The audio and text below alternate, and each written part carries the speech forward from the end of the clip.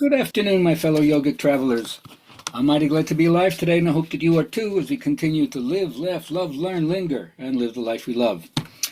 Or for my friends out there who hate my toxic positivity, here's your disappointing affirmation for the day. I just love it when I randomly find myself thinking of a horrifying moment from my past, and my brain is immediately like, but wait, there's more. So if you want to bludgeon yourself with that, go ahead. All right, for my journal writing friends, get the juices flowing today. How are you going to ensure you take better care of yourself in the future? What do you need to do to walk your talk and do that self-care, self-nourishing? Let me know what you're doing. I'll let you know what I'm doing. Now, over the years, I've really enjoyed the work of Ken Wilber, who was one time called the Einstein of consciousness, and both because he was a Zen practitioner and also because he went through a really deep and painful self-disclosure about his wife having cancer and her passing away. But he always turns you back to consciousness, the aspect of consciousness that's simple, clear, effortless, ever-present. He would say, this is not something that just pops into consciousness and pops out. It's fully present at every time, moment in time, point in time. Something in us that's always conscious, always awake, throughout whatever state we're in. As Ramana Maharshi says, if consciousness is not there, even in deep dreamless state, it's not the real.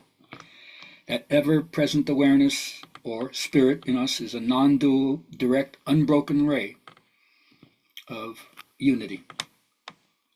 And as my teacher would say, the purpose of yoga is to unite the individual with the universal consciousness, which will bring a certain kind of freedom and lightness, both in body and mind.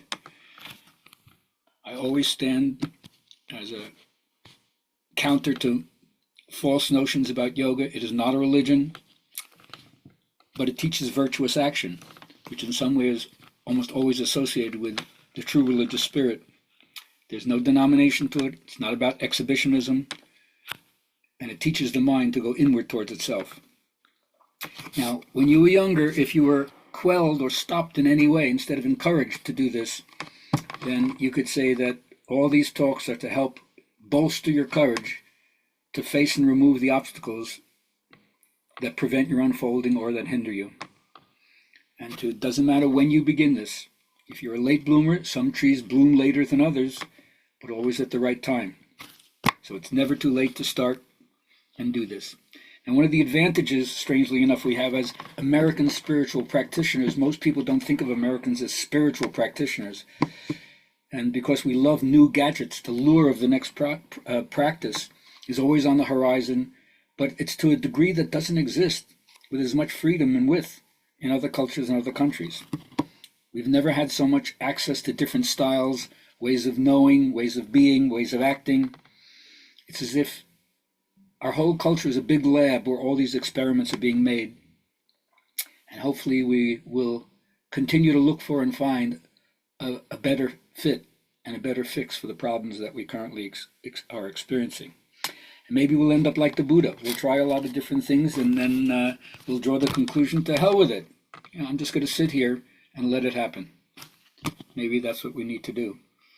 Anyway, I hope that you take from this lesson how to honor maturity in yourself, which means to the extent that you can, and hopefully in an ever-improving way, speak with grace, speak with diplomacy, speak with composure. Find out how that matters most when you interact with other people, and then you'll be part of creating a world that's safe to live in.